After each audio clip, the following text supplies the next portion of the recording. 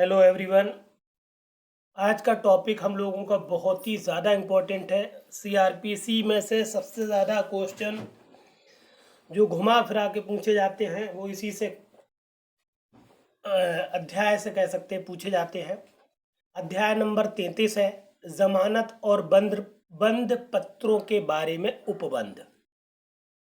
Bell और जो आप बॉन्ड्स देते हैं बेल बॉन्ड्स उनके बारे में पूरा कंप्लीट एक्सप्लेनेशन है। हालांकि इसमें धाराएं बहुत कम हमने एक्सप्लेन की है मगर बहुत ब्रॉड में की हैं, क्योंकि हर धारा के हर उपधारा में से हर परंतुक में से प्रश्न पूछा जाता है।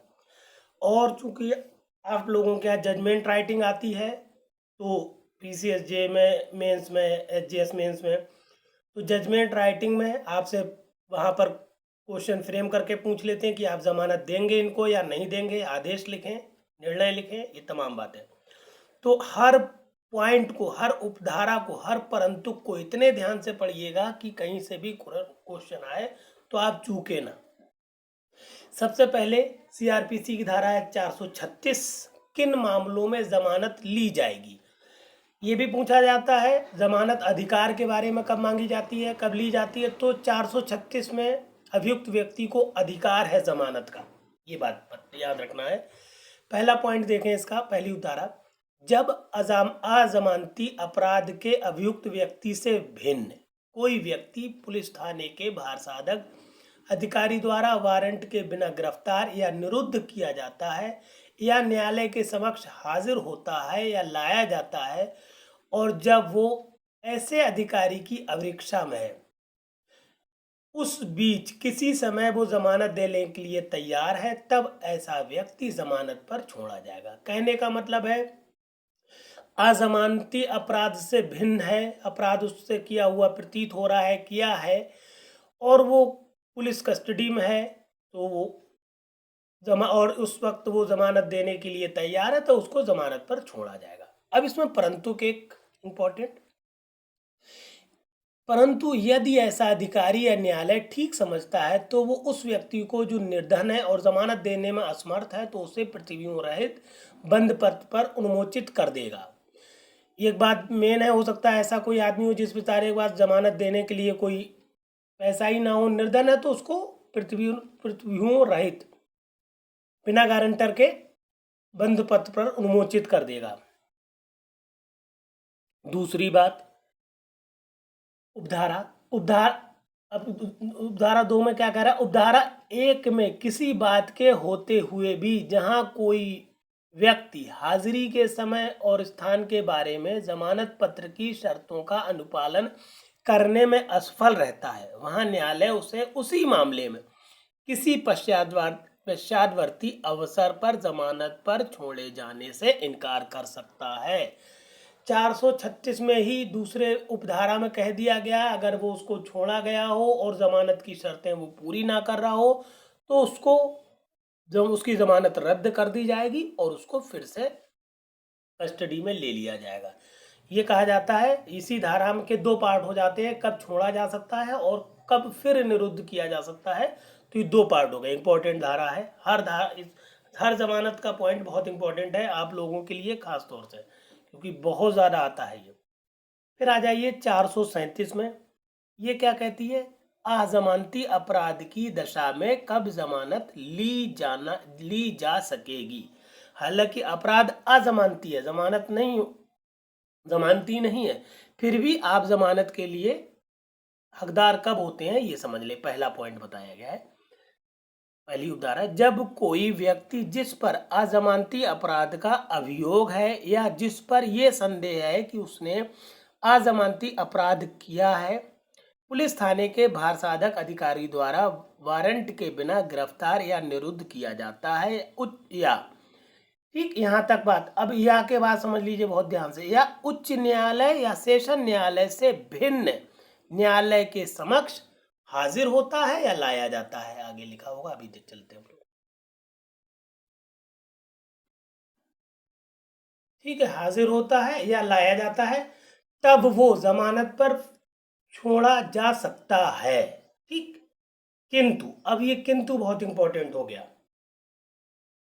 पहला पॉइंट है, यदि ये विश्वास करने के लिए उचित आधार प्रतीत होते हैं कि ऐसा व्यक्ति मृत्यु या आजीवन कारावास से दंडनीय अपराध का दोषी है, तो वो इस प्रकार नहीं छोड़ा जाएगा, पहली बात। दूसरी बात, यदि ऐसा अपराध कोई संज्ञेय अपराध है और ऐसा व्यक्ति मृत्यु, आजीवन कारावास या 7 वर्ष या इससे अधिक के कारावास से दंडनीय किसी अपराध के लिए पहले दोष सिद्ध किया गया है, या वो 3 वर्ष या उससे अधिक के लिए किंतु 7 वर्ष से अनधिक की अवधि के कारावास से दंडनीय किसी संज्ञेय अपराध के लिए 2 या अधिक अवसरों पर पहले दोष सिद्ध किया गया है, तो वो इस प्रकार नहीं छोड़ा जाएगा। इन 2 सब पॉइंट्स में उसको सेशन न्यायालय या उच्च न्यायालय के अलावा कोई न्यायालय नहीं छोड़ेगा, ये बात बता दी गई परंतु में। और उसके बाद फिर परंतु है दूसरा, परंतु न्यायालय ये निर्देश दे सकेगा कि खंड 1 या खंड 2 में निर्दिष्ट व्यक्ति जमानत पर छोड़ दिया जाए यदि ऐसा व्यक्ति 16 वर्ष से कम आयु का है, या कोई स्त्री है, या कोई रोगी है, या शिथिलांग व्यक्ति है। शिथिलांग मतलब कोई डिफेक्ट है उसमें। तो इन दो सबखंड के होते हुए पे भी छोड़ा जा सकता है। फिर परंतु जोड़ दिया गया। देखिए परंतु बहुत इंपॉर्टेंट है इसके, क्योंकि यहीं से प्रश्न अराइज होते हैं। परंतु ये और की न्यायालय ये भी निर्देश दे सकेगा कि खंड 2 में, ठीक, खंड 2 में निर्दिष्ट व्यक्ति जमानत पर छोड़ दिया जाए यदि उसका ये समाधान हो जाता है कि किसी अन्य विशेष कारण से ऐसा करना न्यायोचित तथा ठीक है। अगर न्यायालय को ठीक लगता है तो इसका जो सब खंड है 2 जो रोमन में लिखा गया उसके अकॉर्डिंग व्यक्ति को छोड़ा जा सकता है, मतलब जिसने मृत्यु या आजीवन कारावास से दंडित अपराध नहीं किया। फिर आ जाए अब दूसरी उपधारा में, यदि जांच के पश्चात न्यायालय को प्रतीत होता है कि इस बात के पर्याप्त आधार है कि व्यक्ति ने अजमानती अपराध नहीं किया है तो उसे छोड़ देगा। इसी का, क्योंकि ये पहली उपधारा में कहा गया नहीं छोड़ा जाएगा, कब छोड़ा जाएगा, दूसरे में कह दिया गया अगर उसको लग रहा है कि अजमानती अपराध नहीं है तो छोड़ देगा। तीसरी बात, जब कोई जिस पर ऐसे कारावास जिसकी अवधि 7 वर्ष, ठीक, अगले पेज पर चलते हैं हम लोग, 7 वर्ष या 7 वर्ष से अधिक है का अभियोग है तो न्यायालय जमानत पर छोड़े जाते समय निम्न शर्तें अधिरोपित करेगा। कहने का मतलब हो गया, अगर जमानत के लिए कोर्ट समझ रहा है देना चाहिए किंतु अपराध 7 वर्ष या 7 वर्ष से अधिक का है तो ये 4 शर्तें लगा सकता है, करेगा, अधिरोपित करेगा, शर्तें लगाएगा। कौन सी? पहली शर्त है, काम में बताया गया कि ऐसा व्यक्ति इस अध्याय के अधीन निष्पादित बंद पत्र की शर्तों के अनुसार हाजिर होगा। पहली बात, जो शर्तें बताई गई जब कहा जाए वहां आ जाइए, आप हाजिर होइए। दूसरी बात कि ऐसा व्यक्ति उस अपराध जैसा उसको करने का उस पर अभियोग या संदेह है कोई अपराध नहीं करेगा, दोबारा उसको रिपीट नहीं करेगा, ये बताया है। तीसरी बात कि ऐसा व्यक्ति उस मामले के तथ्यों से अवगत किसी व्यक्ति को न्यायालय या किसी पुलिस अधिकारी के समक्ष ऐसे तथ्यों को प्रकट न करने के लिए मनाने के वास्ते प्रत्यक्षता या परोक्षता उसे कोई उत्प्रेरणा, धमकी, वचन नहीं देगा या साक्ष्य को नहीं बिगाड़ेगा। समझ गए? कोई आदमी ऐसा है जिसके उसने जो अपराध किया उसके बारे में उसे मालूम है तो वहाँ उसको जाके धमकाए नहीं या कोई लालच ना दे, प्रलोभन ना दे, ऐसा सब कुछ उसको करना पड़ेगा। चौथी और आखिरी बात, न्याय के हित में ऐसी अन्य शर्तें जिन्हें वो ठीक समझे अधिरोपित कर सकता है। ठीक, न्यायालय वो सारी शर्तें जो उसे लग रहा है ये लगाना चाहिए लगा सकता है। चौथी उपधारा क्या कह रही है? उपधारा 1 या उपधारा 2 के अधीन जमानत पर किसी व्यक्ति को छोड़ने वाला अधिकारी या न्यायालय ऐसा करने के अपने कारणों को लेखबद्ध करेगा। मतलब वो अगर उपधारा 1 या उपधारा 2 में जमानत दे रहा है या नहीं दे रहा तो उन सब कारणों को लेखबद्ध करेगा। पांचवी बात और आखिरी बात, यदि कोई न्यायालय जिसने किसी व्यक्ति को उपधारा 1 या उपधारा 2 के अधीन जमानत पर छोड़ा है ऐसा करना आवश्यक समझता है तो ऐसे व्यक्ति को गिरफ्तार करने का निर्देश दे सकता है और उसे अभिरक्षा के सुपुर्द कर सकता है। कहने का मतलब क्या हुआ कि उसे लगा, उसने जमानत पे तो छोड़ दिया कोर्ट ने, मगर उसने क्या किया, उपधारा 1 या उपधारा 2 में कोई ऐसी शर्त रही हो, उसका उल्लंघन कर दिया गया हो या उससे कोई ऐसे बात हो गई हो तो उसको फिर से उसको गिरफ्तार किया जाएगा और सुपुर्द कर दिया जाएगा। इस मामले में एक बहुत ही मशहूर केस है प्रदीप बनाम झारखंड राज्य 2019 में सुप्रीम कोर्ट ने दिया। ये बहुत सारी धाराओं को इंक्लूड करता है, 154, 167, 173, 437(5), 439(2), 482 CRPC, ये बहुत धाराओं के अंतर्गत आता है। इस केस को समझ लें, केस इंपॉर्टेंट है बहुत। देखिए ये जो निर्णय है प्रदीप बनाम झारखंड राज्य 2019, ये मेनली जो इस सेक्शन 437 की धारा 5 है इसको और 439(2) को मेनली डिफाइन कर रहा है, एक्सप्लेन कर रहा है। इसमें बताया गया है कि पहले कभी उसको जमानत दे दी गई और उसके बाद जमानत के बाद उसने कोई संज्ञेय या असंज्ञेय अपराध कर दिया तो उसका वो या तो अपराधी स्वयं आत्मसमर्पण कर दे, और अगर आत्मसमर्पण नहीं कर रहा है तो उसकी जमानत अस्वीकार कर दी जाएगी और अस्वीकार करने के बाद उसको गिरफ्तार किया जाएगा। और इसमें एक दिशा निर्देश ये दिया गया कि गिरफ्तार करने के लिए पुलिस को फिर से वारंट तलाश करने की या फिर से किसी कोर्ट के समक्ष जाने की ज़रूरत नहीं है। ये मेनली उस न्यायालय के पास जाए जिसने इसको ज़मानत दी थी और ज़मानत देने के बाद ये बताए कि 437(5) में ये बताया गया है कि इन्होंने फिर अपराध किया या जिस जमानत की शर्तों पे ने छोड़ा गया था इन्होंने उनका उल्लंघन किया तो जमानत जो पहले दी गई थी उसको रद्द करके फिर से इनको गिरफ्तार किया जाएगा और निरुद्ध कर लिया जाएगा। ये बात बताई गई प्रदीप बनाम झारखंड राज्य 2019 सुप्रीम कोर्ट में। ध्यान रखिएगा, इंपॉर्टेंट केस है। अब आप आ जाइए CRPC की धारा 438 में। सबसे बड़ी धारा ये मानी जाती है CRPC की क्योंकि इसमें बहुत ज़्यादा ब्रॉड में बताया गया है, बहुत सारे पॉइंट्स हैं, हर पॉइंट को क्लियर कट समझना है। सबसे मेन बात है ये धारा चूँकि यूपी में इन्फोर्सबिल नहीं थी कई साल तक बीच में, अब 2019 में इन्फोर्सबिल है, अब यूपी में ये धारा लागू है। इसमें अग्रिम जमानत के बारे में प्रावधान किया गया है 438 में। पहले ये धारा नहीं लग रही थी, अब 2019 में इन्फोर्स किया गया 19 और 20 में, और अमेंडमेंट के बाद किया गया। बहुत सारे अमेंडमेंट हुए हैं जो कि यूपी के लिए बहुत ही ज़्यादा इम्पोर्टेंट है। मतलब कहने का ये है उत्तर प्रदेश में जब भी आप एग्ज़ाम मेंस का देने जो यूपी PCSJ जा रहे हैं या कोई भी आगामी एग्ज़ाम आप मेंस का दे रहे हैं उसके लिए आप 438 धारा को एकदम रट डालिए अग्रिम जमानत के बारे में, क्योंकि किसी भी पॉइंट पे हर उपधारा पे आपको लॉन्ग क्वेश्चन मिलेगा। बहुत ध्यान से समझें एक एक पॉइंट इस धारा का। पहली बात समझें आप धारा क्या है। 438 में कहा गया है गिरफ्तारी की आशंका करने वाले व्यक्ति की जमानत स्वीकार करने के लिए निर्देश।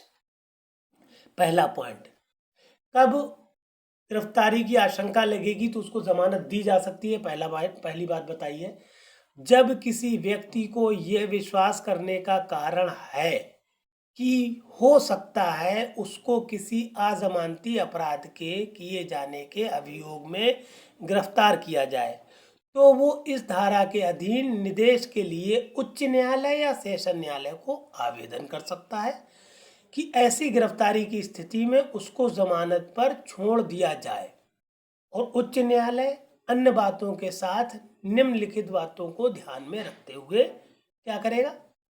पहली बात, अभी कौन कौन सी बातें हैं जिनको जमानत दे या ना दे उन बातों को ध्यान में रखते हुए या तो जमानत देगा या नामंजूर कर देगा। मगर वो कौन सी बातें हैं जिन पर ध्यान देना जरूरी है?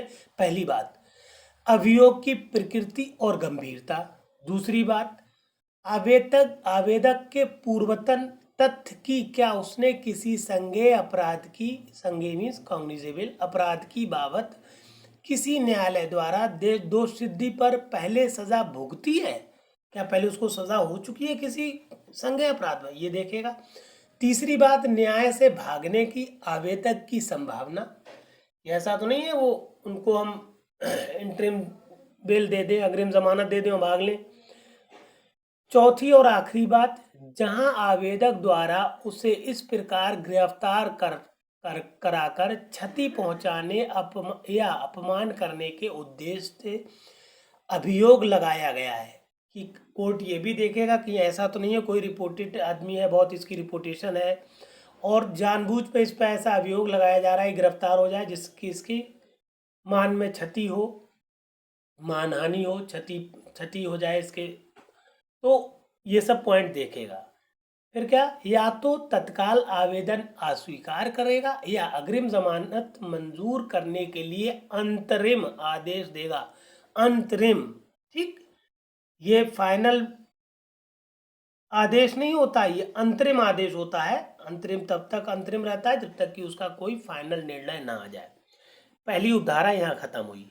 अब पहली पे ही पूछ लेते हैं किन किन चीज़ों को ध्यान रखेगा कोर्ट, तो ये अग्रिम जमानत देने से पहले इन 4 पॉइंट को ध्यान रखेगा, तो देगा या नहीं देगा। दूसरी उपधारा पे दूसरा प्रश्न बनता है, जहां यथास्थिति उच्च न्यायालय या सेशन न्यायालय उपधारा 1 के अधीन अग्रिम जमानत मंजूर करने के लिए अंतरिम आदेश जारी करना समीचीन समझे, वहां उक्त न्यायालय को उसमें ऐसी दिनांक उपदर्शित करनी होगी जिस दिनांक को अग्रिम जमानत मंजूर करने के लिए आवेदन पर आदेश पारित करते हुए अंतिम सुनवाई की जाएगी।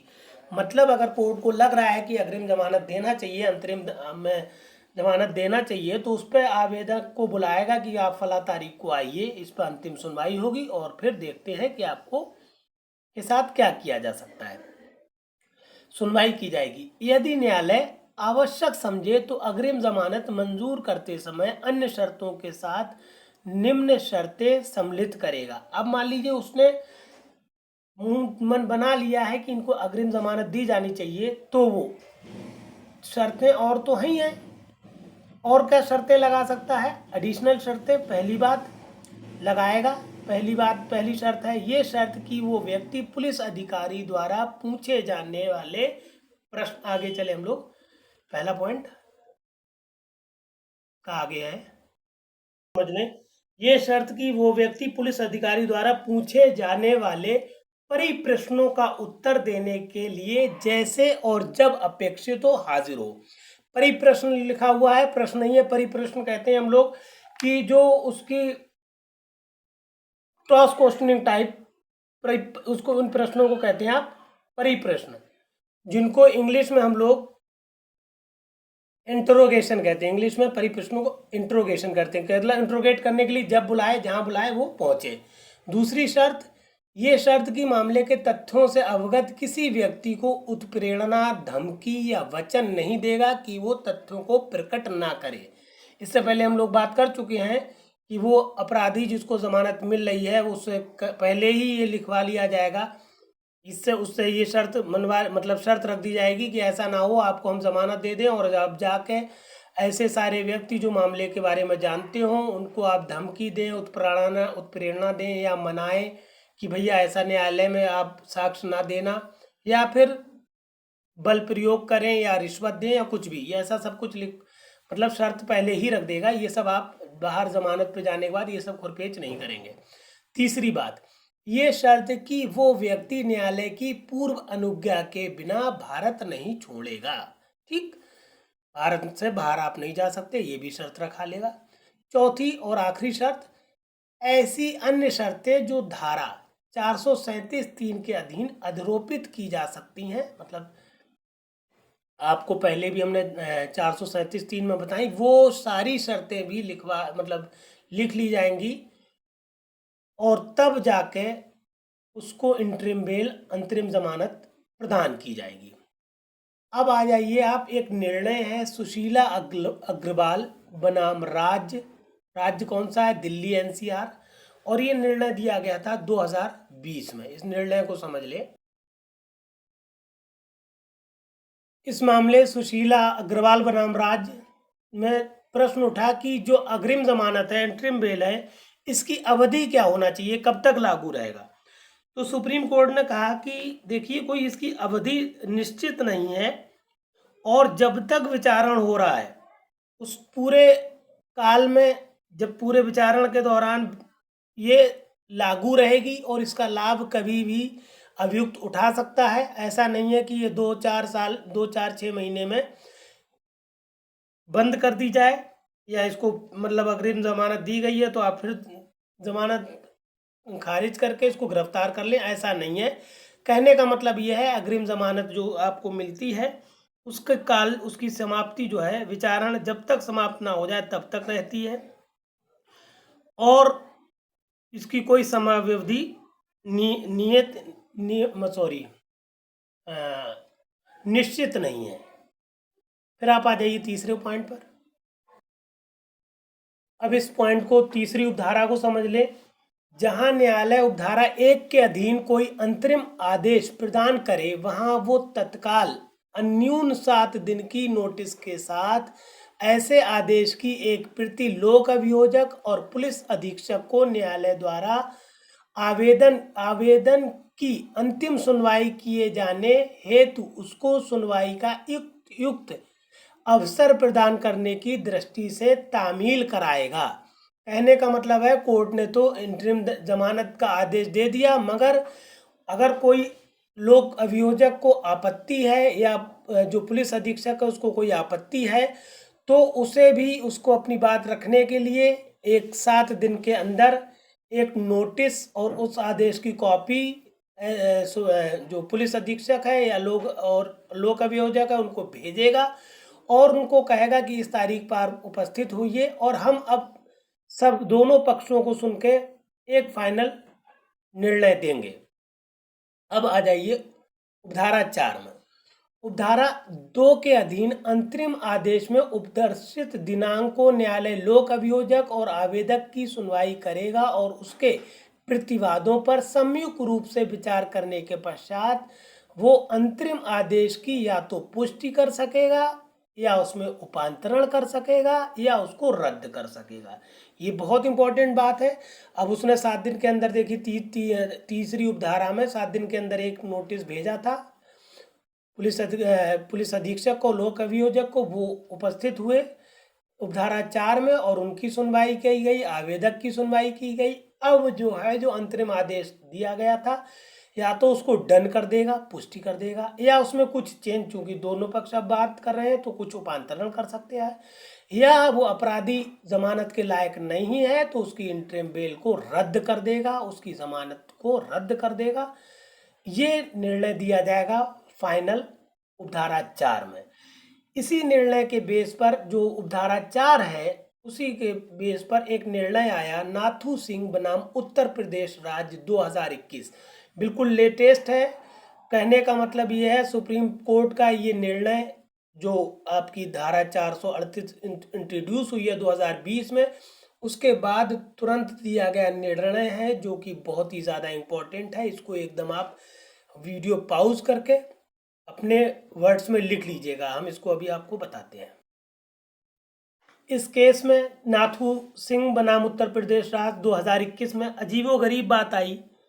इसमें असल में हुआ क्या था, उच्च न्यायालय ने अग्रिम जमानत तो अस्वीकार कर दी, मगर फिर भी उसके साथ ये डायरेक्ट कर दिया, निर्देश दे दिया कि अभियुक्त 90 दिन के भीतर विचारण न्यायालय के समक्ष आत्मसमर्पण करके नियमित जमानत हेतु आवेदन करे, और उक्त अवधि के भीतर अभियुक्त के विरुद्ध कोई दंडिक कार्रवाई पुलिस के द्वारा नहीं की जाएगी।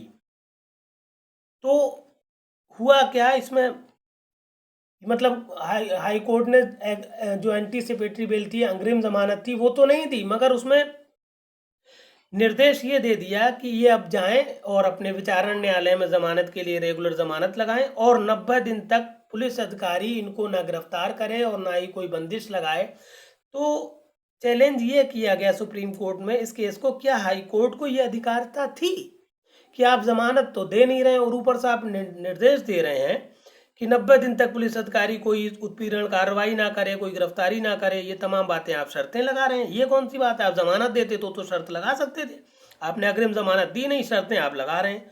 तो जब ये केस सुप्रीम कोर्ट में पहुंचा तो सुप्रीम कोर्ट ने इस आदेश को, जो हाई कोर्ट ने दिया था, शर्तें मतलब लगाई थी, इस आदेश को निरस्त कर दिया और कहा कि जब हाई कोर्ट को जब जमानत नहीं दे रहा है तो ये कोई पावर नहीं है कि वो शर्तें लगाए और कहीं ना कहीं ये अभियुक्त व्यक्ति को एक कहने का मतलब है प्रतिरक्षा दे रहा है, एक उसको बचाव दे रहा है कि 90 दिन तक आप इनके साथ कोई उत्पीड़न या गिरफ्तारी ना करें, ये सब दे रहा है। ये तो मुमकिन ही नहीं है। फिर ये इस आदेश को, हाई कोर्ट के आदेश को निरस्त कर दिया गया सुप्रीम कोर्ट द्वारा और जो अन्वेषण अधिकारी हैं उनको आदेश किया गया कि आप विधि पूर्वक जो अन्वेषण का तरीका है उस तरह से आप अन्वेषण को पूरा करें, क्योंकि इस तरह से अगर हाई कोर्ट किसी मामले में अपराधियों को संरक्षण दे रहा है तो ये हाई कोर्ट की शक्ति के बाहर की बात है, जो कि किसी भी तरीके से मान्य नहीं है। इसलिए हाई कोर्ट का जो निर्णय है वो निरस्त किया जाता है। ये समझ लीजिए, ये जो हमारा आज का टॉपिक था ये पूरा जमानत और अग्रिम जमानत से संबंधित था और ये बहुत इम्पोर्टेंट क्वेश्चन टॉपिक है। इस पे बहुत सारे प्रश्न आते हैं और इसीलिए सिर्फ और सिर्फ 3 धाराओं को ही हमने 436, 437, 438 इन 3 धाराओं को ही पूरे लेक्चर में एक्सप्लेन किया है, क्योंकि इन धाराओं का वेटेज बहुत ज़्यादा है।